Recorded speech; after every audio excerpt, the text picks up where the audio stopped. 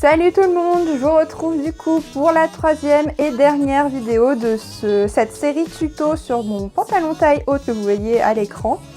Donc évidemment, si vous n'avez pas vu les deux précédentes vidéos, je vous invite à aller les voir où j'ai pu détailler comment j'ai fabriqué dans un premier temps le patron avec mes prises de mesure, avec mon essayage, comment j'ai aussi fait en sorte que le patronage soit clair et précis. Voilà, j'explique tout ça dans la toute première vidéo.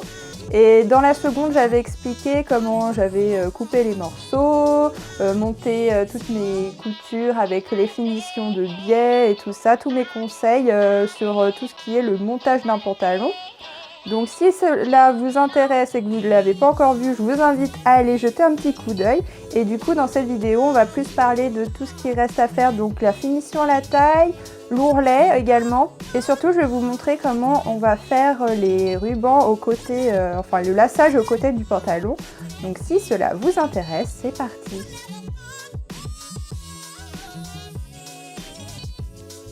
Donc là, comme vous voyez, j'ai monté ma ceinture de taille et je me suis rendu compte que je ne vous l'avais pas du tout filmé. Je suis trop désolée. Donc on va revenir un petit peu en arrière, n'est-ce pas? Et on va reprendre ça du début avec les patronages, ça sera plus clair. Donc pour faire cette ceinture de taille qui va me servir de finition sur l'intérieur, en fait, je vais faire comme si mon patron était assemblé en tissu. Et je vais juste reprendre l'empreinte du haut, voilà, en posant un papier par-dessus et j'ai repris au crayon avec toutes les lignes pour que ça me fasse exactement la même forme que mon patron assemblé. Et donc je fais ça sur le devant et le dos. Et après je les ai coupés en tissu thermocollé que j'ai assemblé aux côtés avec une couture que j'ai ouverte. Et après, pour faire la finition du bas, pour que ça ressemble au reste du pantalon, j'ai évidemment remis mes petits biais de finition identiques pour que ça fasse bien propre. Et voilà, donc c'est comme ça que j'ai eu cette fameuse ceinture. Donc excusez-moi pour l'oubli des images, mais on est reparti. Donc maintenant que ça c'est fait, je vais installer donc cette en forme de taille sur la taille de mon pantalon. Donc je l'assemble endroit sur endroit en faisant bien attention que mes coutures soient bien en face l'une de l'autre. Et là je vais le passer sous la machine avec un assemblage à 1 cm. Une fois que c'est fait, j'aurai plus qu'à retourner cette ceinture sur l'intérieur. Je fais en sorte d'avoir des coutures bien mises et tout ça, donc je vous invite à passer un petit coup de fer à repasser si ça ne se met pas correctement juste en pliant comme ça avec les mains. Et donc là, je vais faire en sorte de fixer cette ceinture vers le bas pour pas qu'elle rebique évidemment. Et je vais m'aider de petits points à la main que je vais faire sur chaque couture, en faisant en sorte que les points ne dépassent pas de l'autre côté. Donc je fais les propretés aussi sur les bords des zips pour que ça soit bien fermé. Et je fais mes petits points visibles sur chaque couture du pantalon lui-même pour que ça reste invisible sur l'endroit. Ensuite, quand c'est fait, je passe un petit coup de vapeur, j'écrase avec les mains, j'y vais pas directement avec le fer pour pas marquer les coutures, sinon après ça va être un peu cramé au niveau des valeurs de couture. Donc voilà, j'y vais juste avec les mains, un peu de vapeur et vous voyez, ça tient comme ça, juste avec ces petits points, ça suffit et ça ne se voit pas de l'autre côté. Donc maintenant on va passer à l'ourlet. Donc quand j'ai refait mon essayage, évidemment je me suis remarqué mon ourlet, j'ai fait attention, vous voyez j'ai passé un petit fil et je me laisse 4 cm de valeur en dessous de ma ligne de fini. Et donc je vais finir cet ourlet avec le petit biais comme d'habitude, je vous ai déjà expliqué comment je le posais.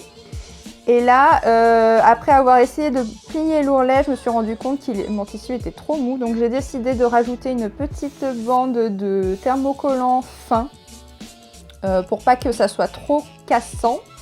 Comme c'est un tissu assez fluide, je vous invite vraiment à faire des essais quand vous avez des tissus et que vous n'avez pas encore utilisés. De faire des essais avec différents thermocollants pour pas que le rendu soit moche et cassant par la suite, qui gâche un peu le tombé du pantalon. Donc voilà, moi là je me suis fait un essai sans et malheureusement c'était pas à mon goût, il n'y avait pas assez de roulant dans l'ourlet. Donc j'ai préféré rajouter ces petites bandes d'ourlet, ces petites bandes de thermocollant dans l'ourlet, excusez-moi.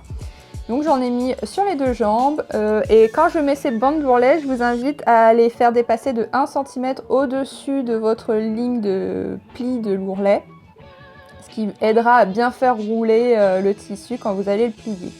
Donc là, vous voyez, je commence à le plier et je fais bien attention que les coutures soient l'une en face de l'autre. Je mets un peu de vapeur, je n'écrase absolument pas avec mon fer et je plie avec la main quand le tissu est encore chaud. Ça suffit largement pour que le tissu reste cassé dans cette position et ça évite de trop écraser l'ourlet. Je trouve que c'est toujours un peu moins joli que quand on le fait délicatement au fer juste avec de la vapeur sans écraser. Et je me mets des petites épingles et vous allez voir que c'est normal si vous avez un petit peu d'embûche puisque mon pantalon est évasé, forcément c'est pas les mêmes longueurs à 4 cm au-dessus de la fin de mon ourlet, donc voilà, il y a un petit peu d'embûche, mais normalement c'est assez simple à rentrer si vous n'avez pas fait un super pantalon pas de def années 70. Donc voilà, c'est normal s'il y a des petites vagues, on va pouvoir les résorber après avec un petit point à la main pour faire la piqûre invisible de l'ourlet. Donc je commence à faire un petit point d'arrêt où je passe plusieurs fois dans ma couture pour que ça soit bien solide. Et après je pars en point arrière, donc je vais de ma gauche vers la droite puisque je suis droitière pour faire des points pour l'ourlet invisible. Donc je passe une première fois en prenant autant de tissu que je veux dans la partie où j'ai mon petit biais de l'ourlet. Et par contre, quand je passe sur le pantalon, là je fais attention de prendre juste une fibre pour être sûr que ça ne se voit pas du côté endroit. Et je fais des points qui font comme des petits triangles. Voilà, alors un coup sur le pantalon. Après je décale le 5 mm, je vais sur l'ourlet, puis le pantalon, puis l'ourlet avec un décalage de 5 mm comme ça à chaque fois. Et il faut vraiment faire attention de ne pas trop tirer les fils pour pas que ça tire le tissu. Et je fais ça sur tout le tour de ma jambe en vérifiant de temps en temps sur l'endroit s'il n'y a pas des points qui apparaissent si j'ai pris trop de fil sur le pantalon. Donc voilà, là vous voyez sur l'envers, on voit qu'il y a les points. Là vous voyez les petits triangles que ça fait avec le pantalon. Et sur l'endroit, normalement, si on a bien fait le travail, on ne voit rien. Alors c'est un petit coup de main à prendre, mais je vous assure que c'est assez simple à faire. Il faut juste prendre le temps et un peu de patience.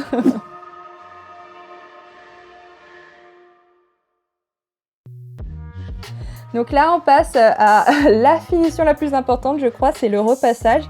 Alors moi, avec le pantalon, ce que j'avais comme problème, voilà, c'est ça. J'avais ces espèces de petits V, c'est normal, hein, c'est la couture qui retient un petit peu. Et pour enlever ça, il y a juste à tendre un tout petit peu le pantalon. On ne le détend pas, on le tend juste. Je mets de la vapeur. J'effleure vraiment avec mon fer. Et j'attends surtout que ça sèche en laissant le tissu tirer comme je fais. Là, vous voyez, je refroidis avec ma main, c'est ça les gestes que je fais. Je refroidis le tissu et quand je lâche, normalement, c'est déjà beaucoup mieux. Donc voilà, le repassage, c'est hyper important pour avoir un truc bien fini. Donc je fais ça sur tout le pantalon en faisant attention de ne pas faire de marquage avec mon fer. Et surtout, maintenant que je l'ai bien repassé, je n'y touche plus, je le laisse pendu pour qu'il sèche. Et pendant ce temps-là, je vais faire mes petites queues de rat. Oui, je dis queues de rat ou lacets, tout simplement parce que ça ressemble à des queues de rat et en couture on appelle ça des queues de rat. Donc voilà, queue de rat, lacet, c'est la même chose. Donc voilà, je reprends mon petit tissu, je me fais des grands biais, aussi grands que possible. Là, je les avais fait de 7 cm de largeur parce que ça va être des gros lacets que je vais faire. Donc ça peut paraître énorme, mais je vous assure que ça a fait des très beaux lacets pour la taille de œillet que j'ai à remplir en fait. Donc voilà, j'ai pris des grands biais de 7 cm de large que je coupe sur toute la longueur de mon tissu pour que ça soit le plus long possible. Alors je précise que les biais c'est indispensable pour faire les queues de rat, on ne peut pas les faire dans le droit fil sinon ça ne marchera pas, vous allez comprendre pourquoi par la suite. Il faut vraiment que la bande soit facilement détendable.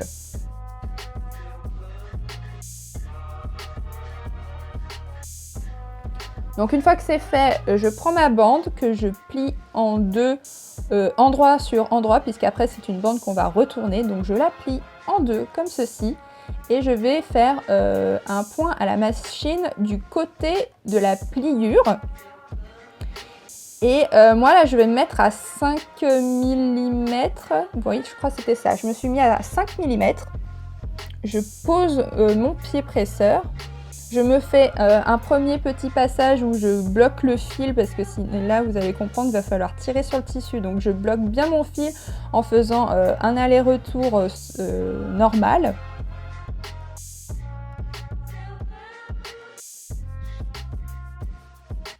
Donc une fois que j'ai bien arrêté mon fil, je prends ma bande que je tire vers moi.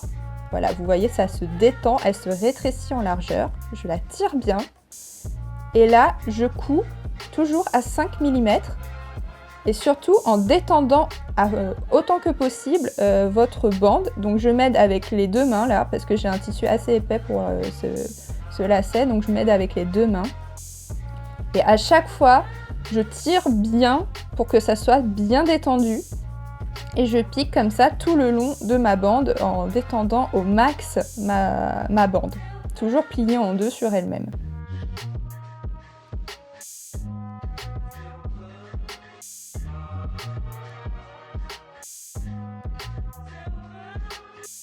Donc une fois que c'est fait, là je dégarnis même pas, hein, on laisse vraiment toutes les valeurs de couture. Je passe mon retourne-biais. Donc moi j'ai un retourne-biais de couture qu'on peut retrouver en magasin, mais si vous n'en avez pas, vous pouvez le faire avec une épingle à nourrice et du fil. Donc une fois que j'ai passé mon retourne-biais dedans, je vais devoir retourner toute cette bande. Donc je coince mon crochet dans le tissu et je vais le retourner comme ça petit à petit en tirant dessus pour faire comme un boyau en fait que petit à petit je retourne. Voilà. Donc ça prend un petit peu de temps, il faut avoir un peu de patience. Et certains tissus vont être plus difficiles que d'autres à retourner. Donc voilà, en fonction des matières que vous avez, de la taille du boyau que vous voulez et tout ça. Donc voilà, ça peut être plus ou moins difficile. Mais une fois que ça c'est fait, là où tout va se faire, c'est sur le repassage. Donc là, on le fixe le mieux possible à la table pour pouvoir tirer comme une folle dessus. Vraiment, il faut vraiment bien le fixer. Donc là, je mets beaucoup de vapeur dessus. Je tire la bande et je la roule avec ma main. C'est pour ça qu'il faut que ça soit bien fixé. Vous voyez, ça part assez facilement, donc il faut bien le fixer dans votre table de repassage. Vous tirez, vous roulez avec la main et dès que vous sentez que la bande n'est plus assez chaude, vous remettez de la vapeur. Il faut vraiment que le tissu soit chaud et humide pour qu'il se détende et qu'il se déforme en fait. Oui, vous voyez, j'ai mis beaucoup de vapeur. Donc je roule comme ça cette bande et vous allez voir que petit à petit, en tirant, ça va se rétrécir.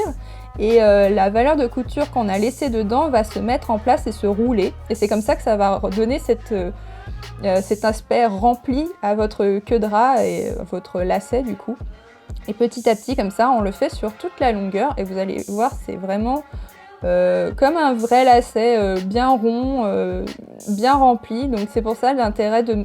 Plus vous allez mettre de valeur de couture, plus votre queue de rat sera remplie, plus elle sera aussi solide en fait. Donc plus vous voulez une queue de rat souple, moins vous mettez de valeur de couture dedans. Donc vous pouvez faire des petits essais au préalable pour savoir un peu la texture que vous voulez donner à votre queue de rat. Donc une fois que j'ai fini ma queue de rat au repassage, je vais faire les petits bouts, parce que vous voyez là pour l'instant c'est les bouts juste du tissu tel quel. Donc avec un fil double, je vais faire en fait le tour de ma queue de rat sur à peu près 5 mm. Vous voyez, je fais des tours bien serrés, vraiment je fais plusieurs fois l'aller-retour en faisant le tour comme ça. Et après, faut bien bloquer le fil en repassant l'aiguille à plusieurs endroits. Je fais droite, gauche, voilà, j'essaye de bien passer l'aiguille un peu sur toutes les faces de cette queue de rat pour faire quelque chose de solide et que ça tienne bien les fils en place pour pas qu'ils roulent vers le haut ou vers le bas, voilà, pour qu'ils tiennent bien sur mon tissu. J'oublie pas de faire un nœud évidemment. Je coupe le bout. Et pour éviter que par la suite ça s'effiloche complètement, parce que malgré les petits tours qu'on a fait, il y a encore le bout du tissu, je mets une petite colle que j'ai trouvée, c'est la Prime que j'ai prise là. C'est une colle à tissu faite pour, et en fait quand elle sèche elle devient transparente. C'est important de vérifier que votre colle devienne bien transparente à la fin. Et je mets plein de colle sur le bout comme ça, et ça va comme ça durcir le bout pour que ça fasse vraiment comme un vrai lacet. Et comme ça évite que ça s'effiloche par la suite.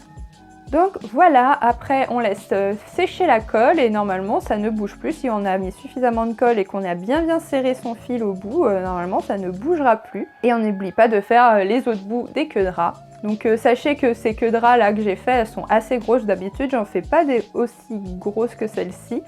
Mais on peut en faire des vraiment toutes fines si vous prenez un tissu tout fin, genre crêpe georgette, mousseline, ce genre de matière très souple, très fine.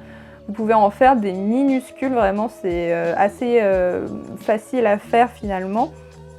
Et on peut l'utiliser pour faire aussi des nouettes dans le dos quand on a des grands décolletés. Ou même faire des bretelles toutes fines pour un top. Voilà, c'est vraiment une technique que j'utilise vraiment énormément finalement. Donc j'espère que vous pourrez utiliser ces petits conseils pour d'autres réalisations, même si c'est pas pour ce pantalon. Je vous invite à essayer, c'est assez rigolo à faire en plus.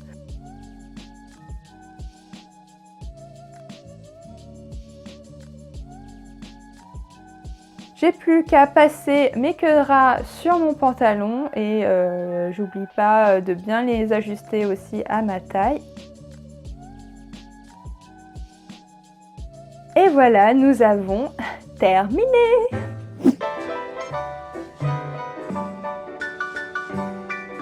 J'espère en tout cas que ce format de tuto vous aura plu. Je trouve que c'est pas mal de pouvoir vraiment insister sur beaucoup de détails, ce que j'aurais pas pu faire sur une vidéo de plus d'une heure. Je pense que ça aurait saoulé tout le monde.